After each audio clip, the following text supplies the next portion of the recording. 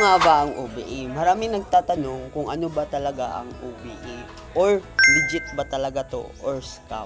Siguro isa ka sa mga curious ngayon, bakit maraming kumikita o pumapaldo dito sa OBA. Kaya tapusin mo tong video na to kasi meron akong i-share sa iyo kung paano ba talaga kikita dito sa OBA.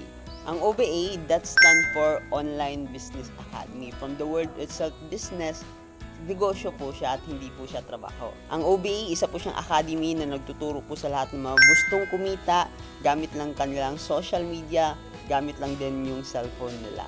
Good news kasi 11 years na po ang OBA. Hi, my name is Anthony and dito ko po i-share yung journey ko po sa inyo, paano ako pumapaldo and kita and paano nakatulong yung OBA sa buhay ko mismo. Paano ba mag-qualify dito sa OBA? Ito yung 3 bagay na kailangan mo para makapagsimula ka at makapag-start kang kumita dito sa Online Business Academy.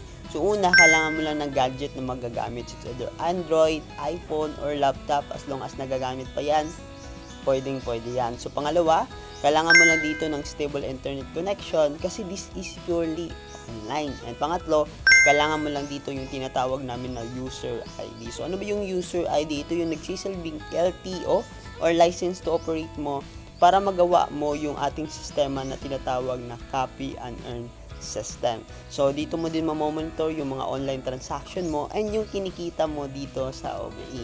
Take note, hindi mo na kailangan magbenta-benta dito ng produkto or maghabol ng quota para kikita ka dito sa OBA kasi hindi po tayo online selling or drop shipping. So basically, ang gagawin lang natin dito just purely copy and paste.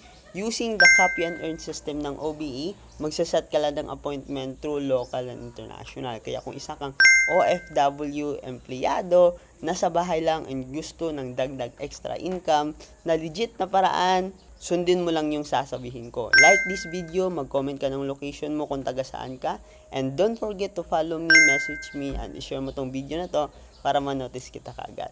See ya!